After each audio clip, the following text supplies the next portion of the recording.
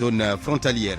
L'actualité internationale, ce sera avec Boubacar Dieng, le sport Malal Diagne Junior, la presse du jour, Mohamed Ali Mouba. Point de vue, débat autour de cette interrogation. Quelle réforme pour régler les problèmes fonciers au Sénégal? Rendez-vous avec nos deux intervenants tout à l'heure en fin de journal.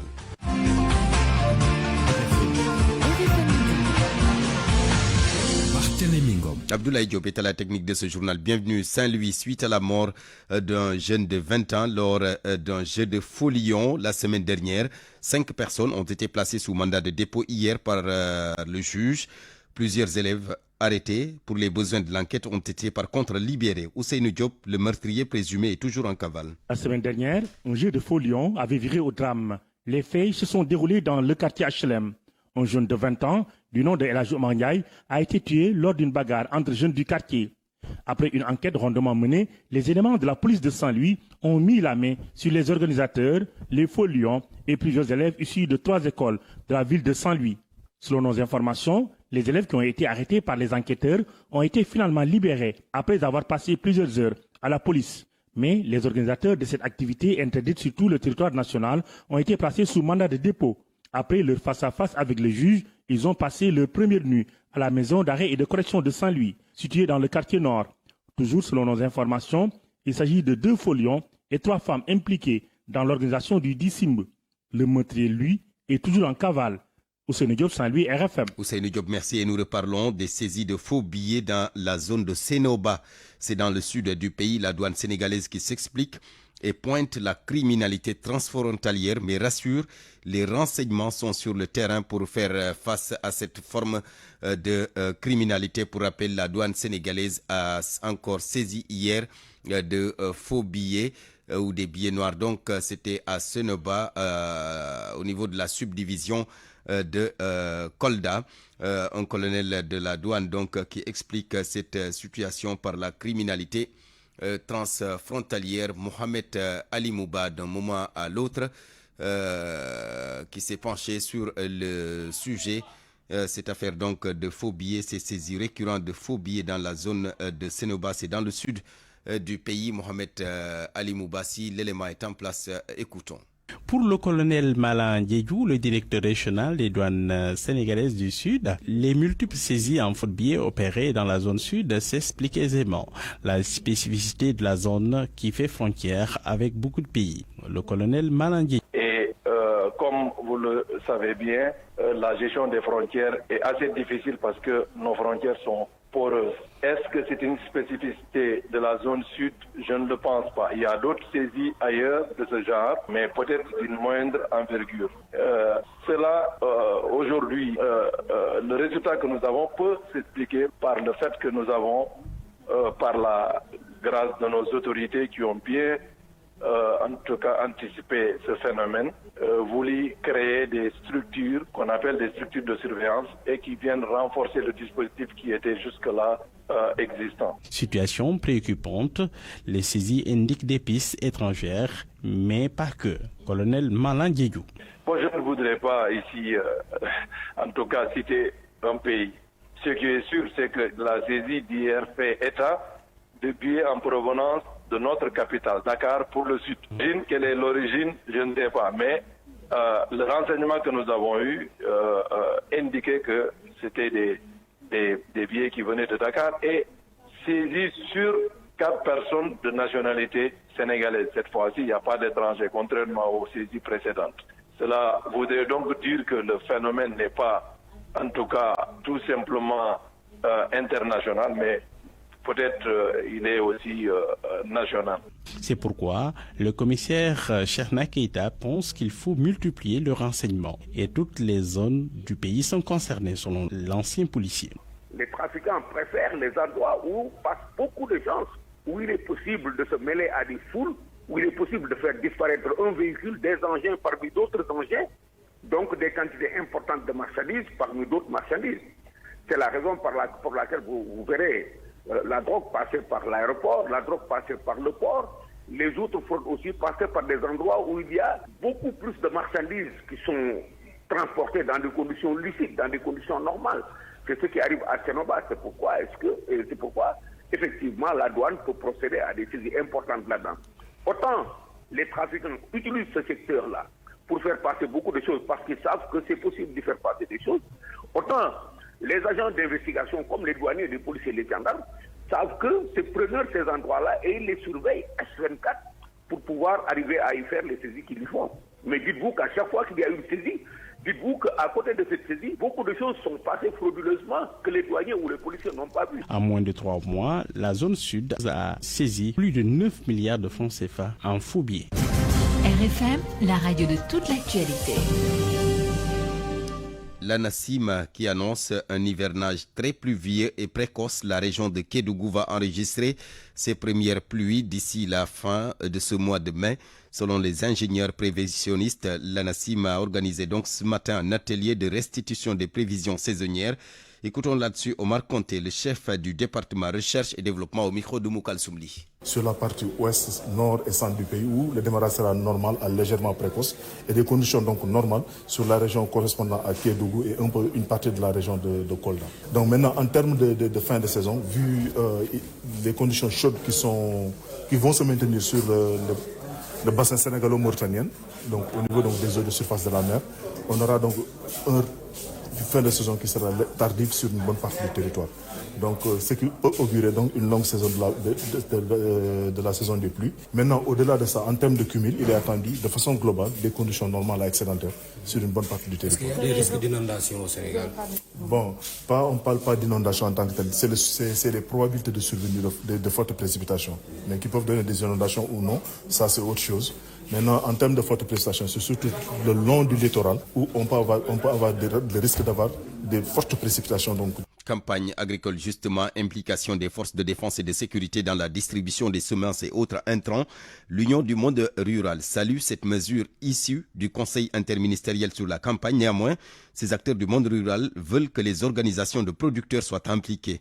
Modou Diouf, le président de l'Union du monde rural avec Babacar Diouf. L'Union du monde rural salue et magnifie la décision du gouvernement d'impliquer l'armée nationale dans la distribution des semences et intrants agricoles. Cette décision va participer sans nul doute à faire disparaître le phénomène des paysans à col blanc et le partage de bouquets. L'Union invite de même le gouvernement à y intégrer toutes les organisations paysannes afin qu'ils aient un droit de regard sur la question, mais pas de décision.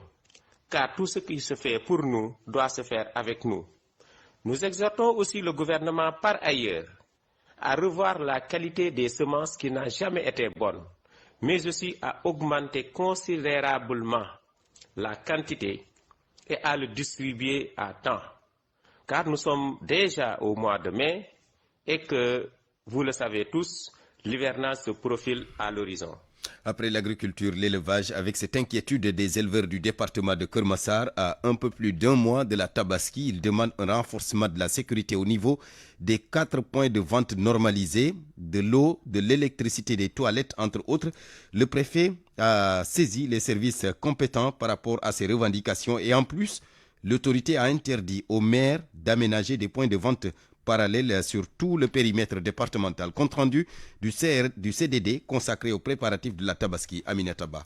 Insécurité, enclavement de certains points de vente de moutons, problèmes d'accès à l'eau potable, de toilettes, ce sont entre autres les problèmes listés par les éleveurs du département de Keur Massar. Hassan Sow, président de l'Union nationale de coopérative des éleveurs du Sénégal. C'est surtout la sécurité des animaux et la sécurité aussi des commerçants qui apportent leur bétail au niveau de Keur Massar. L'eau et les toilettes, parce que tu ne peux pas faire venir des milliers de personnes alors que les toilettes ne suffisent pas. Le Daral de Malika, je lance un cri de cœur qu'il soit déplacé et amené à un site plus accessible. Le préfet du département de Keur Massar rassure les éleveurs. Selon Babacar Ndiaye, des mesures seront prises pour une bonne opération de la Tabaski de 2024. Renforcer le dispositif de sécurité au niveau des 4 points de vente normalisés, augmenter le nombre de bornes fontaines au niveau des différents points de vente, en particulier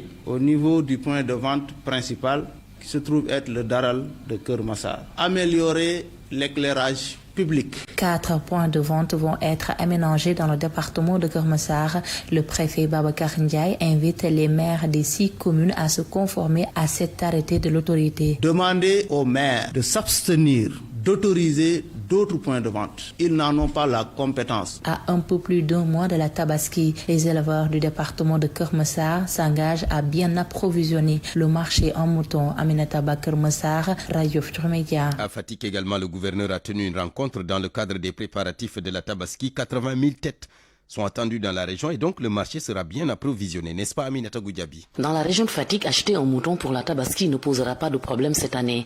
Le marché sera bien approvisionné selon le gouverneur qui a présidé une réunion consacrée aux préparatifs de la fête. Seynabou Gueye. Au niveau national, nous avons un quota de 800 000 moutons qui a été avancé. Mais pour la région, nous prenons juste le 10e, c'est-à-dire 80 000 moutons qui vont concerner en fait la région de Fatick. À côté, des initiatives locales sont prises pour renforcer ce quota. Des éleveurs de la région, appuyés par certains projets, comptent également commercialiser les moutons dits de case ou de race. Dr Mamfatou Thioune, directrice régionale de l'élevage et des productions animales. Le projet Imam 2, qui est une initiative des maires, l'autosuffisance en moutons. Le projet AgriJeunes, pour cette année, a financé 180 projets pour l'embouche ovine et ça contribue aussi pour l'autosuffisance en moutons au niveau de la région. Un autre fait, c'est que la spécificité de la région de Fatick, c'est qu'il y a assez de moutons de case, ce qui fait que je pense qu'il n'y aura pas de difficultés. Et en ce qui concerne l'aménagement des sites de vente, des garanties ont été données. Autorités administratives et territoriales vont mobiliser des moyens pour mettre les vendeurs de moutons dans de bonnes conditions.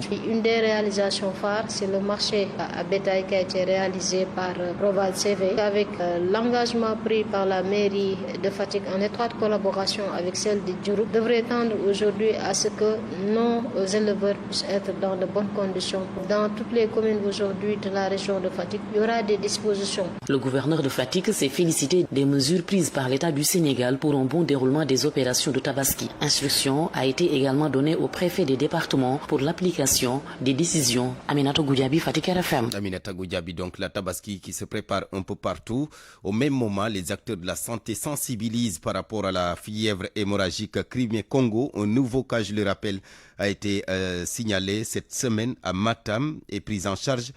Et le suivi donc de ces cas contacts se poursuit. Le Sénégal est à son 4e cas depuis le début de l'année, mais aucun décès n'a été enregistré jusque-là. Et à l'approche de la Tabaski, il est important donc de sensibiliser les populations sur cette maladie qui se transmet de l'animal à l'homme et les moutons constituent des réservoirs d'agents pathogènes. Awambaye. 2024, 18e semaine, un cas de fièvre hémorragique Crimée-Congo est enregistré dans le district de Matam. C'est le 4e cas depuis le début de l'année, selon le docteur Boli Diop, chef de la division de la surveillance épidémiologique et riposte vaccinale du ministère de la Santé et de l'Action sociale. Depuis le début de l'année, nous avons notifié et suivi 4 cas de fièvre hémorragique Crimée-Congo. Le premier cas cette année provenait de la région de Kaolack, du district de Ndofane. Les autres cas sont issus des districts de Pékin, Yeumbeul, et le dernier cas que nous avons notifié cette semaine provient du district sanitaire de Matam. Le cas de Matam est une jeune femme au foyer. Elle est traitée et les investigations se poursuivent pour d'éventuels cas contacts.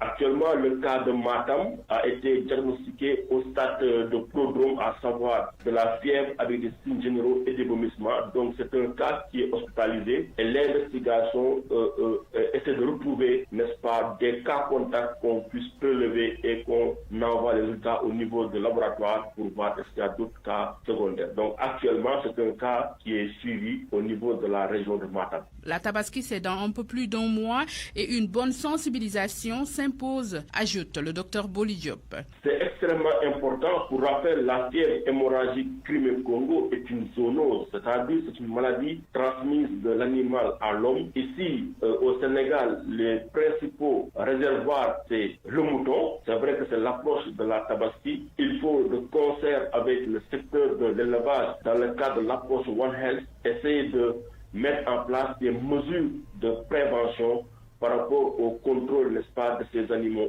De la fièvre, des maux de tête intenses, des courbatures, des vomissements, des symptômes hémorragiques sont entre autres signes qui doivent alerter. Awambaye, merci. Nous en venons maintenant à cette tension sur le front social des dockers du port autonome de Dakar qui ont organisé un rassemblement ce matin pour dénoncer leurs conditions de travail et une discrimination dans le traitement du personnel. Leurs employés les a appelés à des négociations. Écoutons le porte-parole de ces dockers, Daouda Gueye, au téléphone avec avec Aladji Diogoudien. Notre condition de travail que nous jugeons anormale en raison de faits répétitifs, manque de transparence dans le traitement du personnel, favoritisme basé sur des liens familiaux dans les conditions de travail des dockers CI. Nous déplorons un traitement inhumain de la majorité des dockers CI, favorisant des relations familiales au détriment des anciens dockers qui ont des anciennes expériences sur le terrain. Récemment, lors de la diffusion des tenues de travail et du Soukarkor, les délégués ont favorisé leurs fils et nouveaux de manière injuste, laissant les anciens dockers qualifiés aux saisons dockers inexpérimentés bénéficier de privilèges en raison des liens familiaux de leurs parents, ce qui est contraire aux normes d'une entreprise juste et équitable. De plus, nous constatons un manque total de respect envers les manutentionnaires. Aujourd'hui, nous avons organisé une marche. On a arrêté tous les navires. Aucun navire ne travaille pas au niveau du port de Dakar, puisque nous avons des droits à revendiquer. Notre patron nous a invités dans une rencontre pour qu'on puisse faire une rencontre avec eux. Et on a discuté hier dans une réunion.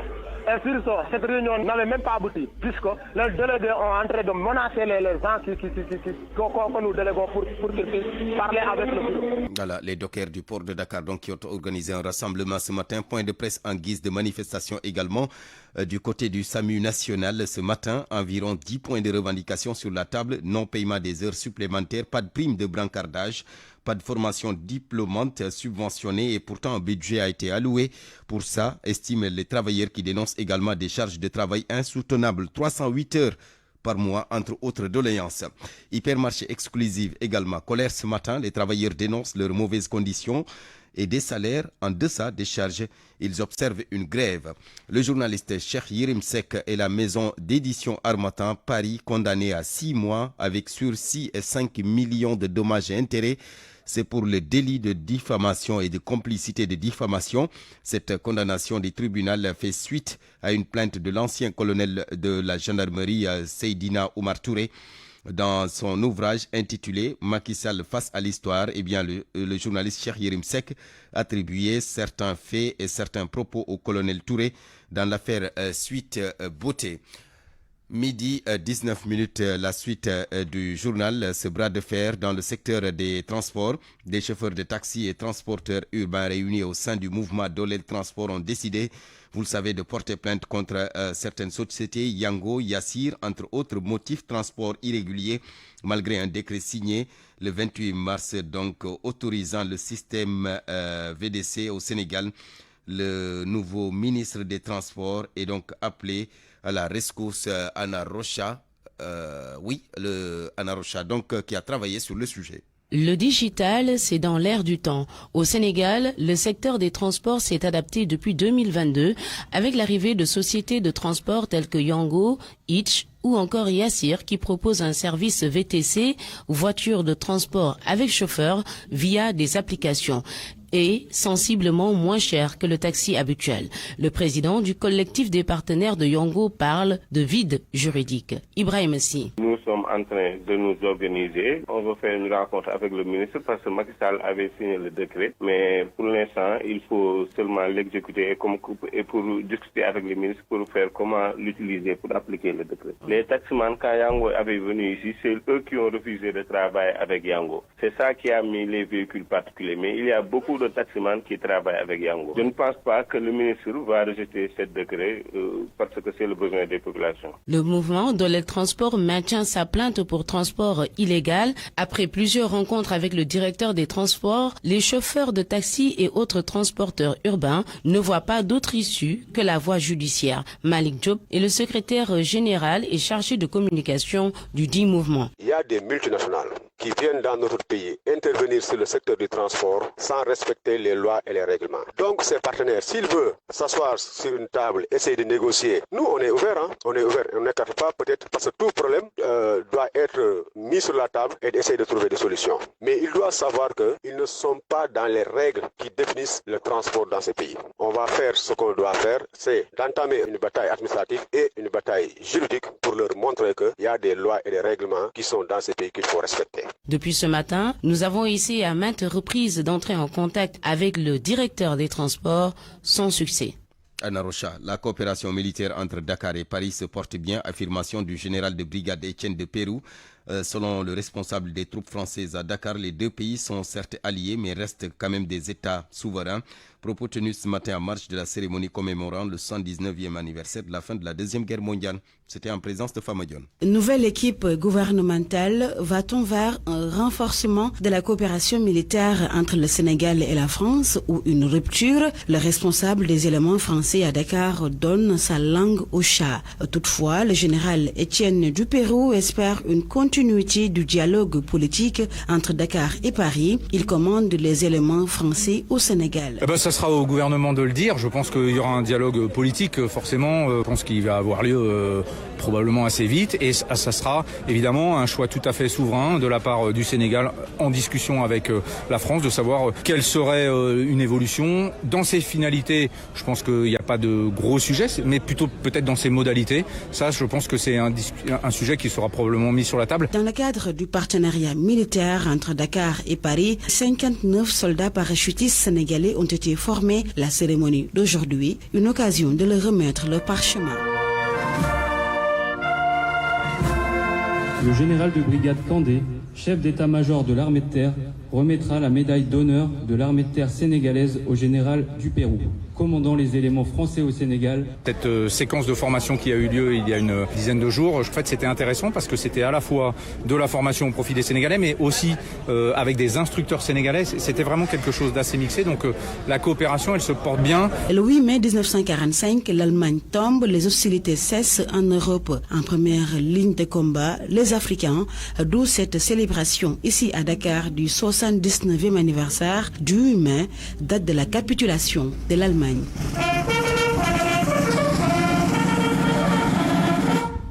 Famadion, merci. Et puis notez que l'APIX tient son conseil d'administration aujourd'hui même au siège de la boîte en présence du nouveau directeur général. Notez que la passation de service à l'APIX est prévue en fin de semaine. RFM. L'actualité internationale. Bienvenue Boubacar Dieng. Merci Barthélémy Ngom et bonjour à tous. En République démocratique du Congo, l'État crée la polémique en demandant aux populations de s'organiser après l'annonce de fortes pluies. Plus de 50 personnes sont mortes la semaine dernière dans le sud-ouest de la République démocratique du Congo à cause des glissements de terrain selon les autorités. Après une réunion avec d'autres organes étatiques dont le régulateur des médias et la présidence de la République, l'Agence nationale de météorologie et de télédétection par satellite annonce des pluies excessives prévues en mai et juin. N'est-ce pas, Nafissatou Silla?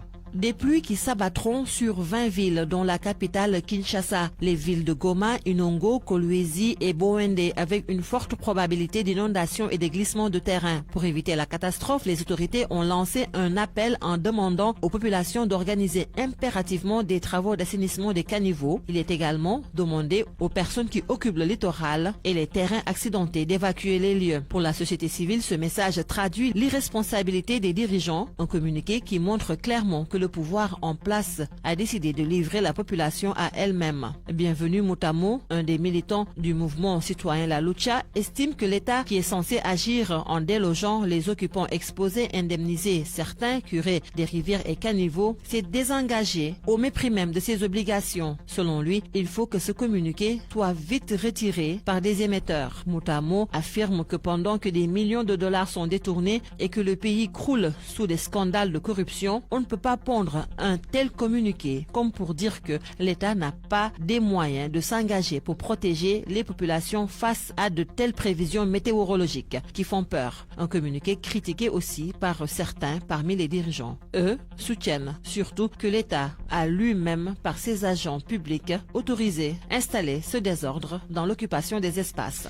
Navissat aussi la direction à présent la Libye ou l'Union africaine a envoyé une délégation dirigée par Jean-Claude Gakoso, le ministre des Affaires étrangères du Congo-Brazzaville.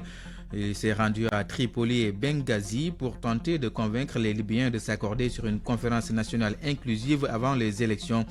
Il est accompagné du diplomate mauritanien Mohamed El Hassen Ould Lebat, conseiller de l'Union africaine pour la réconciliation. Et dans les différentes régions, ils ont mené une série de rencontres, mais ils sont toujours confrontés aux défis et entraves des parties libyennes. Il est important de reprendre la confiance entre les différentes parties, a déclaré Abdallah Al-Afi, qui dirige le conseil présidentiel libyen et qui est chargé du dossier de réconciliation. Après sa rencontre avec la délégation africaine à Tripoli hier, ce déplacement Barthélemy de la délégation de l'Union africaine intervient alors que l'envoyé spécial onusien démissionnaire Abdoulaye Bathily s'apprête à quitter le pays. Et nous restons justement, Boubacar, avec l'Union africaine qui, dans un communiqué, condamne l'incursion de l'armée israélienne à Rafah, dans le sud de la bande de Gaza. Dans la note qui nous est parvenue, le président de la Commission de l'Union africaine, Moussa Faki Mahamat, condamne avec fermeté l'extension de la guerre au passage de Rafah, unique couloir pour l'aide humanitaire. L'armée israélienne a donc déployé des chars mardi dans Rafah, pris le contrôle du passage frontalier avec l'Égypte, pays hôte pour parler de la dernière chance en vue d'accords de trêve associés à la libération d'otages détenus par le Hamas. Hier, le secrétaire général des Nations Unies, Antonio Guterres, a réclamé la réouverture immédiate des points de passage de Rafah et de Kerem Shalom, en jugeant leur fermeture, je cite, particulièrement néfaste pour la situation humanitaire déjà désespérée. Aux États-Unis, Boubacar, Joe Biden qui alerte face à la montée de l'antisémitisme. Le président américain a dénoncé la montée de l'antisémitisme depuis le 7 octobre 2023. C'était à l'occasion de Yom HaShoah, journée de souvenir de l'Holocauste. Joe Biden s'est également engagé à combattre la progression redoutable de l'antisémitisme qui, selon lui, n'a pas sa place aux États-Unis et particulièrement dans les universités théâtres de mobilisation palestinienne. Le président américain a par ailleurs accusé le Hamas qui, selon lui, est responsable des massacres et de prises d'otages, mais aussi d'actes de torture et de mutilation contre les femmes, des hommes, des enfants et des personnes âgées, y compris les survivants de l'Holocauste. Barthélemy, c'est la fin de ce journal international. À midi 29 minutes. Bouba, merci. Parole aux auditeurs. L'actualité, qu'en pensez-vous? Moi, je pense que vous devez. Réagissez dans nos éditions d'information sur l'actualité. Bonjour. Du lundi au vendredi, vous avez la parole sur RFM. Point de vue, débat plutôt autour de cette interrogation. Quelle réforme pour régler les problèmes fonciers au Sénégal?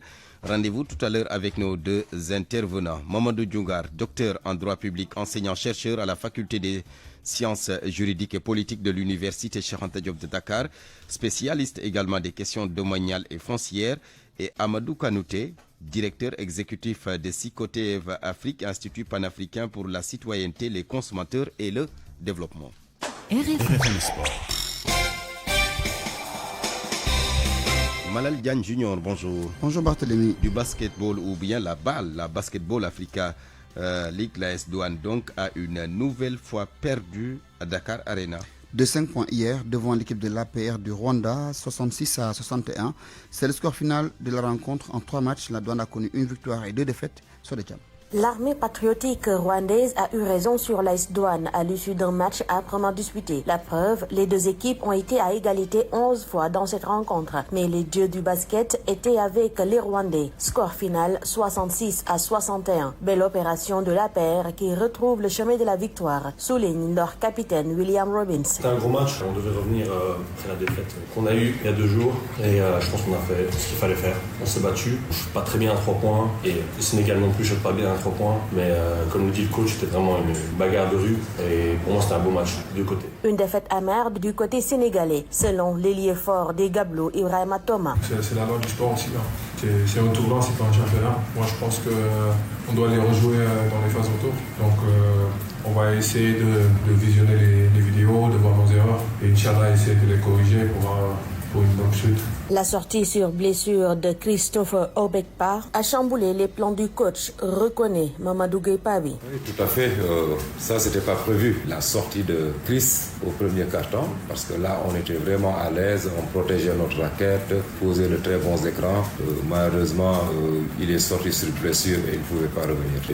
Diakité était essoufflé. On lui a abreuvé de ballons à plusieurs reprises. Malheureusement, des balles qu'il n'a pas pu mettre. Et ça nous a posé énormément de problèmes. Parce que pour prendre des tirs faciles, il faut aussi s'imposer à l'intérieur, ce que nous n'avons pas fait aujourd'hui. Ça fait trop mal au cœur. Certainement, je ne vais pas dormir de la nuit à cause de ça.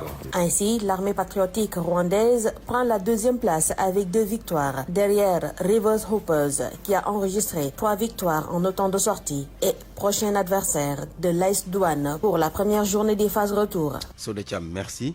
Malal Diagne Junior, Ligue des Champions, deuxième demi-finale. Retour ce soir, le Real Madrid croise le Bayern. Ce sera pour une place en finale pour aller défier le Borussia Dortmund, tombeur du Paris Saint-Germain à l'aller comme au retour. Ce soir, les Madrilènes vont tenter de se qualifier face aux Bavarois qui visent le même objectif.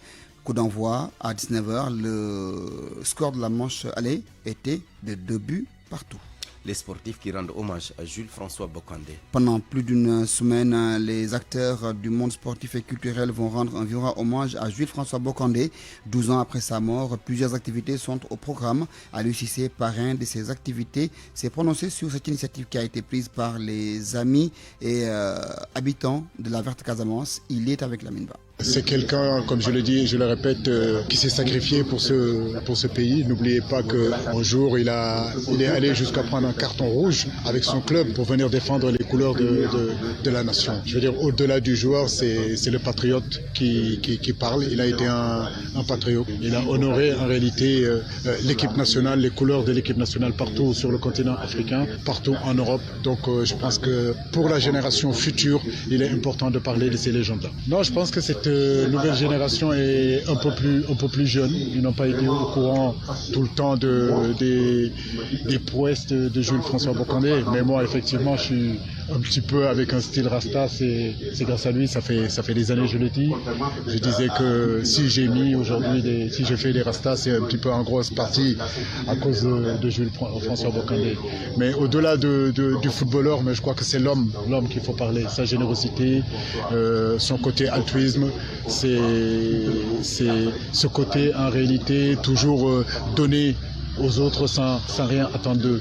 Tous les gens qui ont fréquenté Jules-François Bocandé vous parleront de sa générosité. Voilà, Barthélémy, c'est tout pour le sport. Merci beaucoup Malal Diagne Junior.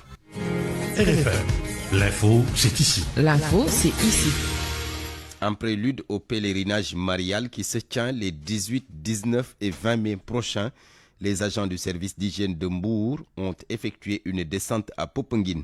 Environ 4 tonnes de produits impropres à la consommation ont été saisis. La marchandise est stockée dans une chambre isolée à la brigade de l'hygiène de Popenguine.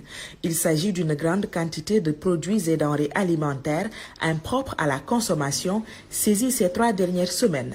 Capitaine Idriss Ndiaye, chef de la brigade régionale de l'hygiène de Thiès. 4 tonnes de produits impropres, donc pour une valeur à peu près de 2 700 000 francs CFA. Nous avons des produits dont la consistance vraiment laisse à désirer. La deuxième catégorie de produits qui a été retirée de la vente, c'est surtout les boissons alcoolisées, mais qui ont atteint le date de péremption. C'est d'ailleurs en prélude de la 136e célébration du pèlerinage marial de Popenguine que cette opération est menée. Le dispositif de surveillance pour le respect des règles de l'hygiène est renforcé cette année. Donc le premier aspect, c'est l'intensification des opérations techniques de désinfection et de désinsectisation, mais en mettant surtout l'accent sur la lutte contre les rampants. L'autre aspect, c'est surtout le contrôle des denrées alimentaires. La gestion des eaux usées, parce que vous savez aussi au niveau de Popenguine, il n'y a pas de station d'épuration. Le recteur du sanctuaire, frère Prosper Joseph Cargolo, qui part sur le constat de l'année passée de l'intervention du service d'hygiène, dit espérer une telle satisfaction cette année-ci également. J'ai été aux réunions bilan. Apparemment, ils ont eu à traiter plus de 2000 foyers. La mairie de Popenguine aussi, préoccupée par la santé des pèlerins qui s'apprêtent à rallier Popenguine, renouvelle son appui au service d'hygiène en mettant à sa disposition un personnel supplémentaire pour mener à bien les opérations. Ndeye Mati Dieng, Popenguine, Radio Futur Média. L'autoroute de l'avenir vous offre votre revue de presse. Bonjour Mohamed Ali Mouba. Bonjour. Boulimie foncière au Sénégal, le médiateur de la République alerte. Demba Kandji pose fièrement sur la tribune du journal Le Quotidien et c'est pour défricher le mal de la terre qui a fini de gangréner notre pays. Le médiateur confie au journal que la Corniche ouest n'est qu'une petite bande par rapport à ce qui est en train de se passer au Sénégal. Il a insisté sur la nécessité de protéger le foncier rural car au Sénégal, dit-il, le problème c'est avant tout la terre. Le confrère finit par dire, si le président Macky Sall avait soutenu que l'essentiel des alertes provenaient des problèmes fonciers, eh bien, le phénomène reste encore plus profond, plus prégnant.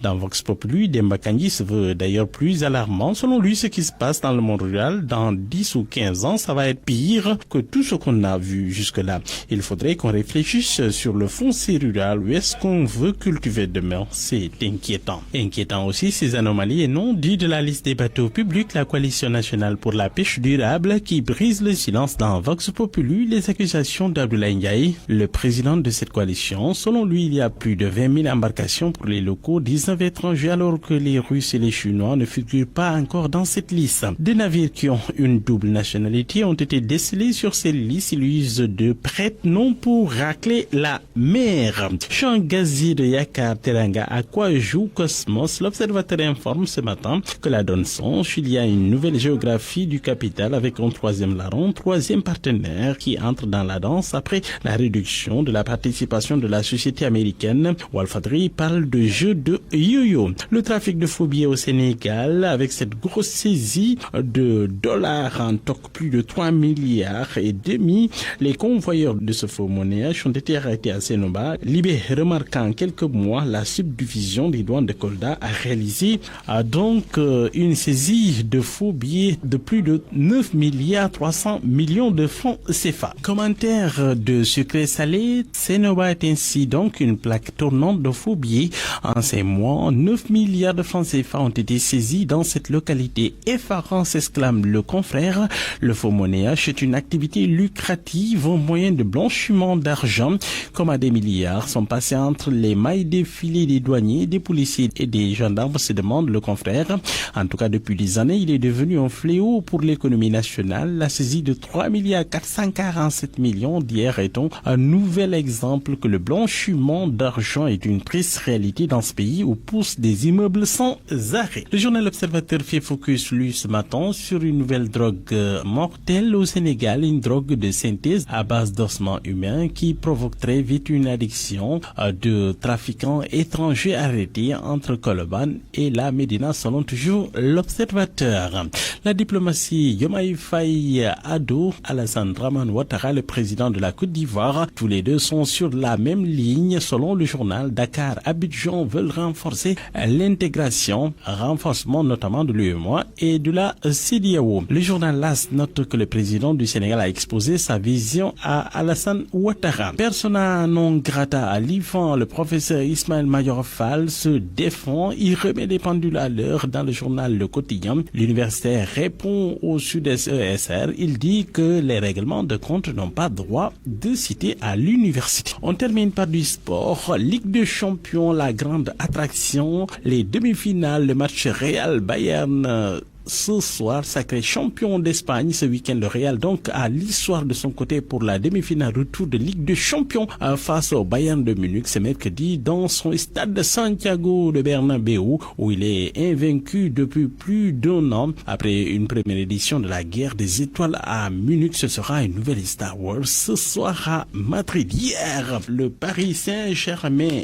accroché, puni et éliminé aux portes de la finale. Le journal note que les Parisiens n'ont pas réussi donc à passer l'étape des demi-finales. Éliminé hier, Dortmund était trop bien organisé et suffisamment placé pour se faire surprendre par les attaquants parisiens qui n'ont pas réussi à marquer. Bonne lecture à tous. L'autoroute de l'avenir vous a offert votre revue de presse. Point de vue. Regard croisé sur l'actualité du jour. 10 minutes pour débattre autour de cette interrogation. Quelle réforme pour régler les problèmes fonciers au Sénégal? Nous sommes avec Mamadou Djangar. Monsieur Djangar, bonjour. Bonjour, monsieur Ngor. Oui, vous êtes docteur en droit public, enseignant-chercheur à la faculté des sciences. juridique et politique de l'Université Cheikh Anta Diop, spécialiste des questions domaniales et foncières. Notre deuxième intervenant, Amadou Kanouté, il n'est pas encore en ligne. Je vous donne la parole, alors vous m'excusez, M. Diangar. Alors, M. Diangar, ces derniers jours, on assiste à vraiment une multiplication des litiges fonciers un peu partout. D'abord, vous, expert des questions domaniales, qu'est-ce qui, selon vous, explique cette situation? Comment en est-on arrivé là? Oui, M. Ngom, je pense que, comme vous l'avez dit, le mal est profond sur la question domaniale et foncière au Sénégal. Comment est-on arrivé à ces situations? Pour moi, c'est essentiellement au non-respect de la réglementation en vigueur. Il ne faut pas l'oublier, le foncier ou la domanialité n'est pas une zone de non-droit au Sénégal. Ouais. Le domaine national est régi par un texte qui date du 17 juin 1964. Le domaine de l'État est régi par un texte qui date de 1976. Et au regard de ces deux textes majeurs, il était vraiment important de... Donc il y a le domaine national et le domaine de l'État. Et le domaine de l'État, c'est à ce niveau-là qu'on note essentiellement les problèmes soulevés. Au niveau du domaine de l'État. Au niveau du domaine de l'État et au niveau du domaine national.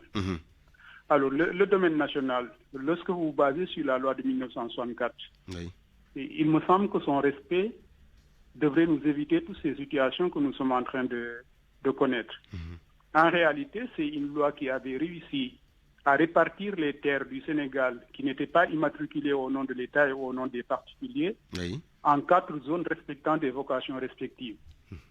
Au niveau du monde rural, c'est des terres à vocation agricole, d'habitat rural et d'élevage. Au milieu urbain, c'est des terres à usage d'habitation et qui devraient respecter des conditions d'attribution bien déterminées. Justement, c'est là où se pose le problème, parce qu'apparemment, on a l'impression que les gens ne respectent pas un peu les règles d'attribution. Et c'est ça que je suis en train de pointer du doigt. Nous constatons que malheureusement, la réglementation applicable n'est pas respectée. La loi dit pour les zones des terroirs, par exemple, pour être attributaire, pour les zones à vocation agricole, il faut être un membre de la communauté et avoir la capacité de mise en valeur. Selon vous, c'est lié à quoi? C'est une ignorance des textes, c'est fait à dessein? C'est quoi? Qu'est-ce qu'il explique? Moi, je dirais beaucoup plus que c'est fait à dessein parce que il y a une double réglementation ou encadrement de la procédure. D'abord, c'est le conseil municipal qui doit délibérer sur la base de conditions bien précises. Et si le conseil municipal délibère, avant que la décision ne soit exécutoire, il faut que le représentant de l'État accorde son approbation. Or, on ne peut pas dire que toutes ces autorités-là méconnaissent la réglementation. Sinon, on va se demander dans quel état sommes-nous. Absolument. Oui. Et donc, pour moi, c'est le retour à la réglementation en vigueur qui devrait permettre de faire en sorte que les terres puissent rester entre les mains des communautés locales qui les exploitent et qui les utilisent au quotidien. Malheureusement, on ne note pas cet aspect-là. Pour le domaine national. Relativement au domaine public et au domaine de l'État de façon générale, on distingue le domaine public et le domaine privé. Et là où on note le problème, c'est essentiellement au niveau du domaine public en général et en particulier le domaine public maritime avec la question du littoral. Et là, il y a une sorte d'accaparement du littoral par ce qu'on pourrait appeler une élite privilégiée au détriment de la grande masse des citoyens sénégalais et qui font qu'on a comme l'impression aujourd'hui que toutes les places du Sénégal sont privatisées. D'accord, je reviens à vous tout à l'heure. En tout cas, le constat sur le terrain est que les communautés perdent de plus en plus leur terrain. Amadou Kanouté est avec nous. Monsieur Kanouté, bonjour. Bonjour. Vous êtes directeur exécutif de SICODEV Afrique, Institut panafricain pour la citoyenneté, les consommateurs et le développement. Alors, Monsieur Diangar l'a souligné tout à l'heure, depuis 1964 et la promulgation sur la loi sur le domaine national, l'affectation des terres était clairement définie, mais voilà, on assiste à tout autre. Qu'est-ce qui explique, selon vous, cette situation? C'est une méconnaissance des textes ou alors c'est fait à dessein? Il ne s'agit pas de méconnaissance. Il ne s'agit pas de méconnaissance. Oh, j'ai un écho là. Oui, mais vous pouvez continuer, c'est clair à notre niveau. Bien? Oui, c'est clair à notre niveau, allez-y. Il ne s'agit pas de méconnaissance des textes. Il s'agit en fait de contournement des textes. Les 3 domaines qui ont été cités par notre co-invité sont clairs, mais à tous ces 3 niveaux, nous avons des pratiques illégales qui sont régularisées. La loi est très claire. La loi dit, dans le cas du domaine de l'État, que l'État peut déclasser les terres qui sont en son nom pour une utilisation qui doit être cependant prioritairement à usage public ou d'intérêt public. Mais ce déclassement, il est donc exceptionnel. L'exception du déclassement est malheureusement devenue la règle. Il y a eu des abus sur le domaine national et la transformation du domaine privé de l'État a été érigée en pratique courante. L'État vend des titres fonciers comme des petits pains. Et ceci en violant lui-même la loi, car ces déclassements, ces ventes qui auraient dû être autorisés, soumis à l'Assemblée nationale, ne le sont pas. Alors, l'avis et l'autorisation de l'Assemblée nationale ne sont en fait pas requis avant ces déclassements et ces ventes. Parcourez la corniche et vous vous rendrez compte de l'abus. Le domaine public maritime a été privatisé grâce à ces déclassements et ventes. Quant au domaine national, proprement dit, la loi est claire. Elle dit que la terre ne doit pas être vendue. La terre appartient aux collectivités. En fait, ils allongent juste la gestion. La terre appartient à l'État et aux citoyens. On en confie la gestion aux collectivités territoriales. Mais que voyons-nous? Toute une chaîne d'acteurs, les maires, les sous-préfets, les services du domaine, qui s'adonnent à la régularisation des irrégularités. Des gens qui ont acheté des parcelles et ont des actes de vente. On leur donne des droits de propriété. Ça veut dire quoi? Que toute une chaîne d'acteurs a contribué à régulariser des pratiques illégales, à commencer par les maires, à qui on présente un acte de vente et qui fait une délibération et affecte la terre alors qu'il aurait dû réprimander cet acte. Et ensuite, c'est le sous-préfet qui va contresigner cet acte administratif. Et enfin, c'est les services des domaines qui, sous prétexte de réalisme fiscal, vous donnent un bail ou un titre foncier. Donc, tous ces acteurs ont régularisé une irrégularité. Et en toute impunité, le domaine national devient une source d'enrichissement. Regardez l'engouement qu'il y a dans les commissions à intégrer les commissions domaniales dans les communes. Une fois que les élus sont élus, ils veulent tous siéger dans les commissions domaniales. Voilà la situation qui explique ce que nous avons. Nous sommes, en faisant ces pratiques-là, en train d'exclure les communautés de l'accès à la terre. Et le titre foncier est, il faut qu'on le rappelle, on donne une exclusivité à une personne. Et à partir de ce moment, vous êtes en train de créer, d'octroyer une emprise personnelle et perpétuelle sur la terre à une personne. Donc, le titre foncier est extrêmement dangereux. Et qu'est-ce qui est arrivé? On a déclassé, on a vendu, et ces gens se sont empressés d'aller chercher des titres fonciers. Et aujourd'hui, on va avoir beaucoup de problèmes parce qu'on leur a octroyé une emprise perpétuelle. Et c'est plus grave quand ils détiennent des titres fonciers. Je n'ai pas compris. Ça devient plus grave quand ils détiennent des titres fonciers. Mais les titres fonciers, c'est extrêmement grave.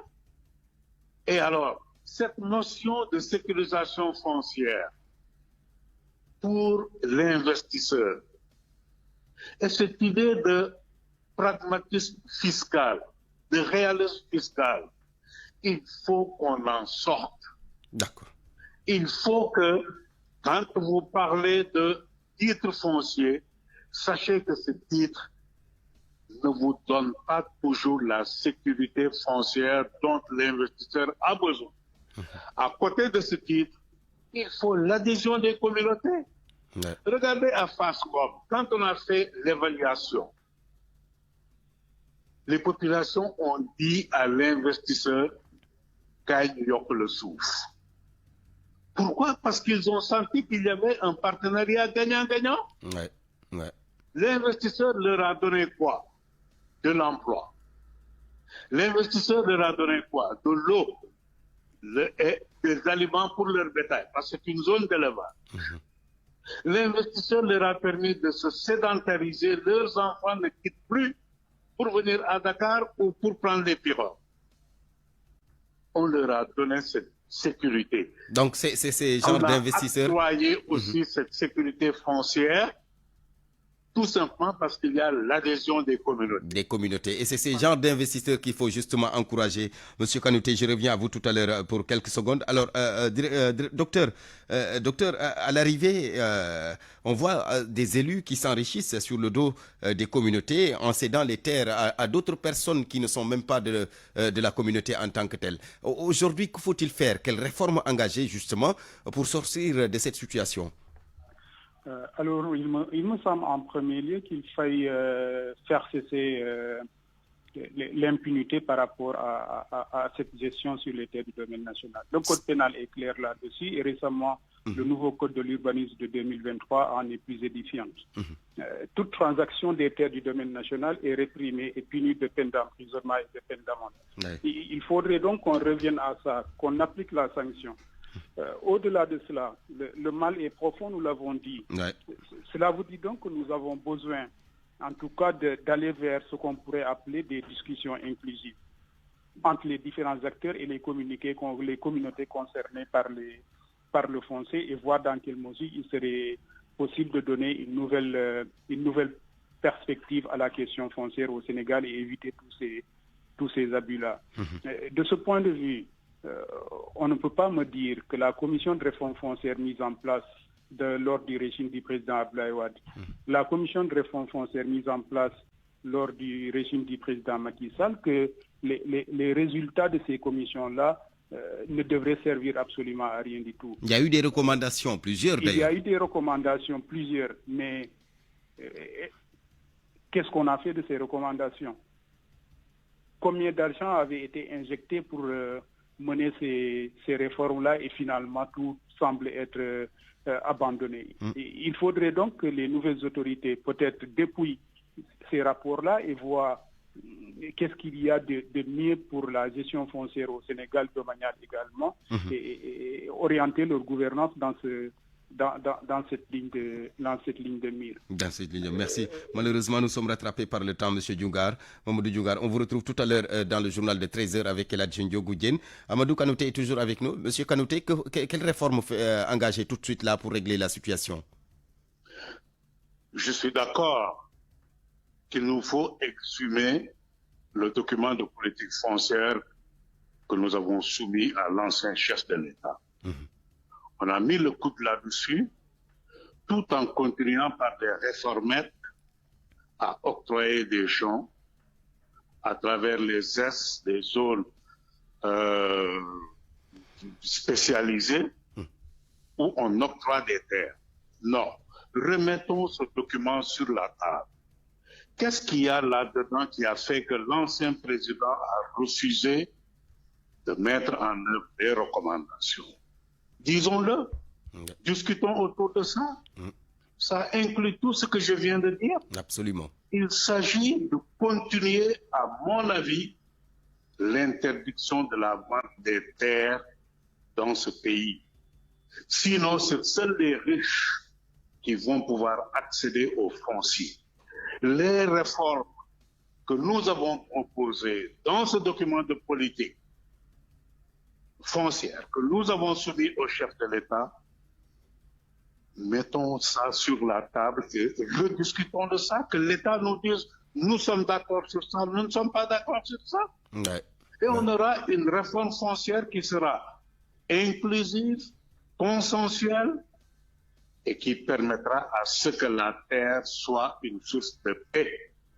Merci beaucoup Amadou Kanouté. Malheureusement, nous sommes rattrapés par le temps. Amadou Kanouté, directeur exécutif de SICODEV Afrique, Institut panafricain pour la citoyenneté, les consommateurs et le développement. Merci également à Mamadou Diangar, docteur en droit public, enseignant-chercheur à la faculté des sciences juridiques et politiques de l'UCAD, spécialiste des questions domaniales et foncières. On vous retrouve tous les deux dans le journal de 13h qui vous sera présenté dans quelques minutes par Eladjinho Goudjen. C'était le midi, au micro Barthélémy Gom, Abdoulaye